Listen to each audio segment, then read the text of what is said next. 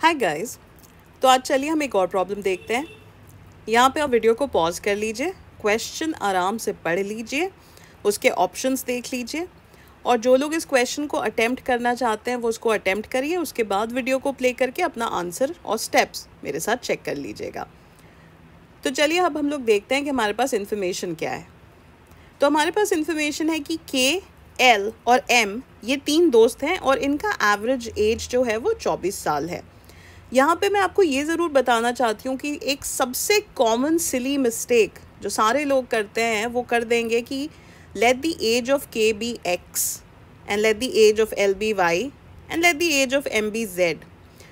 In fact ये इतना common silly mistake है कि अगर if I had a penny for every single time somebody commits this mistake तो मेरे पास अभी जितने पैसे हैं उससे भी कहीं ज़्यादा पैसे होते मेरे पास। तो ये गलती नहीं करनी है। एक्स वाई जी भी अल्फ़ाबेट्स हैं और के एल और एम भी ऑलरेडी अल्फ़ाबेट्स हैं। तो के को एक्स और एल को वाई और एम को जेड करके और अपने आप को कंफ्यूज करने की कतई ज़रूरत नहीं है। ठीक है, तो चलो अब हम लोग सॉल्व करते हैं जो हमारे पास इन्फॉर्मेशन दिया हुआ है। स्टेप बाय स्टेप जाएंगे तो कोई कन्फ्यूजन और कोई डिफ़िकल्टी नहीं होगी। तो सबसे पहला हमारे पास इन्फॉर्मेशन क्या है, के एल और एम का एवरेज एज यानी डिवाइडेड बाय 3 होगा क्योंकि 3 लोग हैं, जो है वो है 24 साल। इसका क्या मतलब, के एल और एम 3 को उधर ले जाएंगे, 24 से मल्टीप्लाई करेंगे तो हो जाएगा 72। इसको इक्वेशन नंबर 1 डाल करके अभी के लिए छोड़ देते हैं। अब हमारे पास नेक्स्ट इन्फॉर्मेशन क्या है, एक दूसरा दोस्त called an joins the group और न्यू एवरेज एज जो है वो हो जाता है 23 ईयर्स। यानी के एल एम और एन और अब एवरेज एज को जो है क्योंकि 4 लोग हैं तो डिवाइड करेंगे 4 से और ये है 23। यानी K plus L plus M plus N और 4 को उधर ले जाएंगे, मल्टीप्लाई करेंगे 92।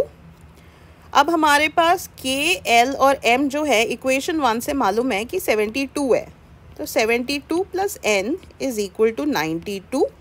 यानी एन जो है वो 92 माइनस 72 यानी 20। ठीक है, I hope there is no confusion अभी तक। अब हमारे पास जो नेक्स्ट इन्फॉर्मेशन है वो है कि एक दूसरा दोस्त है आर जो 2 साल बड़ा है उम्र में एन के, वो के को रिप्लेस करता है। तो सबसे पहले आर का एज लिख लो।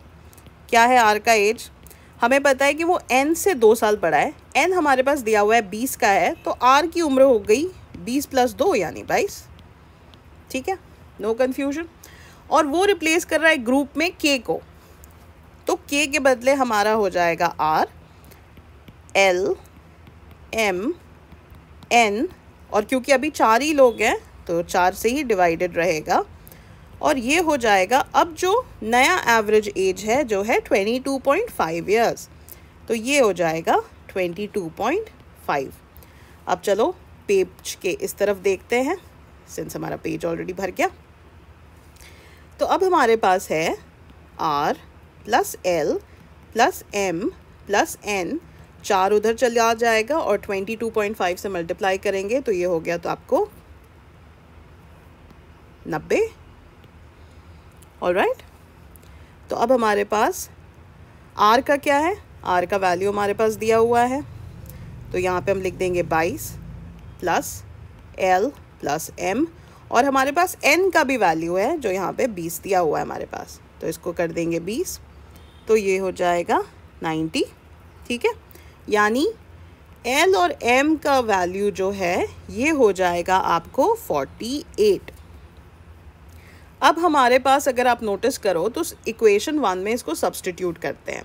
ठीक है, तो इक्वेशन 1 में हमारे पास क्या था, सो इक्वेशन 1 को देखो एक बार फिर से, क्लैरिटी के लिए मैं एक बार फिर से लिख देती हूँ कि इक्वेशन नंबर 1 में हमारे पास क्या था, यही था।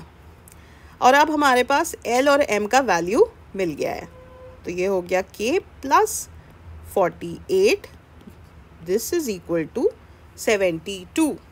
इसका क्या मतलब, के जो है वो क्या हो जाएगा 72, 48 को उस तरफ ले जाएंगे तो माइनस करेंगे तो के इज़ इक्वल टू 24 years, यानी ऑप्शन बी। अब सच सच बताओ, एक बार इस क्वेश्चन को पढ़ो तो सिर्फ पढ़ करके थोड़ा सा लगता है कि अरे बाप रे कितना सारा इन्फॉर्मेशन देते हैं, इसको सॉल्व कैसे करेंगे। लेकिन जब आप उसको स्टेप बाय स्टेप करते जाओ तो आप रियलाइज़ करोगे कि यार ये तो प्रॉब्लम कुछ ज़रूरत से ज़्यादा ही आसान था, हम तो इससे भी ज़्यादा कॉम्प्लिकेटेड क्वेश्चंस कर सकते थे, है ना। इन्फॉर्मेशन को ब्रेक डाउन करना या लाइफ में किसी भी प्रॉब्लम को ब्रेक डाउन करना, इसको एक रूल बना लो और आपकी लाइफ इतनी अनकॉम्प्लिकेटेड हो जाएगी कि मैं ये तो नहीं कहूँगी कि आप मुझे याद करोगे, क्यों याद करोगे यार, क्या लेना देना आपको मुझसे, but your life will become less complicated, it's going to become simple. बस चीज़ों को ब्रेक डाउन करना शुरू कर दो।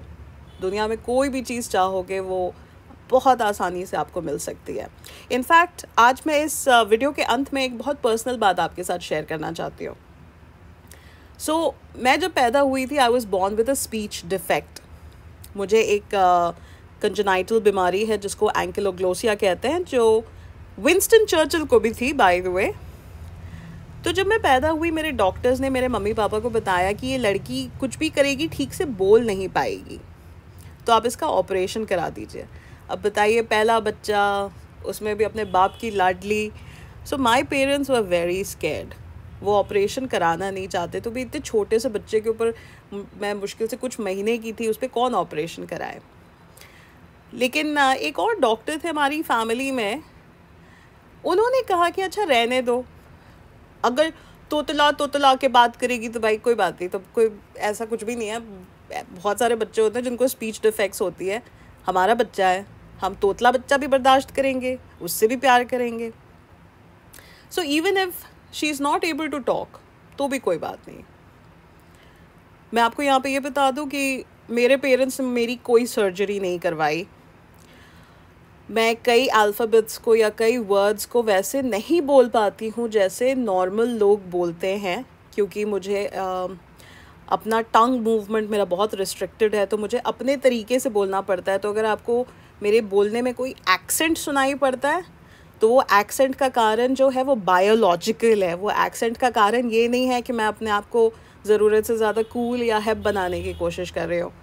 द प्रॉब्लम इज़ कि मुझे एक मेडिकल डिफेक्ट है जिसकी वजह से मैं ठीक से बोल नहीं पाती।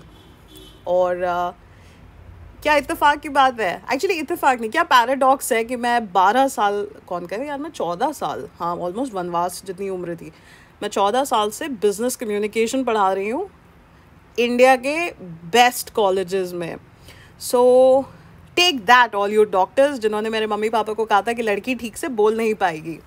और आज की तारीख में मैं ऑफ कोर्स एक एडवोकेट हूँ, और मेरा काम जो है वो वैसे भी जाकर के कोर्ट के सामने दिन भर बकवास करना ही होता है। And let me tell you, I do it quite well. तो लाइफ में कभी अपने आप को ना किसी चीज़ में कभी मत सोचना कि आप नहीं कर सकते हो। Nothing is impossible. If you want to do it, you can do it. Nothing is humanly, अगर कोई चीज़ पॉसिबल है तो आप वो कर सकते हो। तो लाइफ में किसी भी प्रॉब्लम को take it as an opportunity to prove the entire world wrong. तो this was just a very small tiny tidbit information about me, and thank God to my parents कि उन्होंने मेरी ऑपरेशन नहीं कराई। ऐसे भी मेरा मानना है कि भगवान ने आपको जिस तरह से बनाया है, या आप जिस भी भगवान को, जिस भी गॉड को, जिस भी ग्रंथ को मानते हैं, आपको जिस तरह से बनाया गया है आप परफेक्ट है। Nothing needs to change, except maybe just a few things here and there. ठीक है, there's always a scope for improvement. So keep smiling, keep laughing, and thank you so much for supporting the channel. This is Dr. Malika, wishing you a very happy weekend.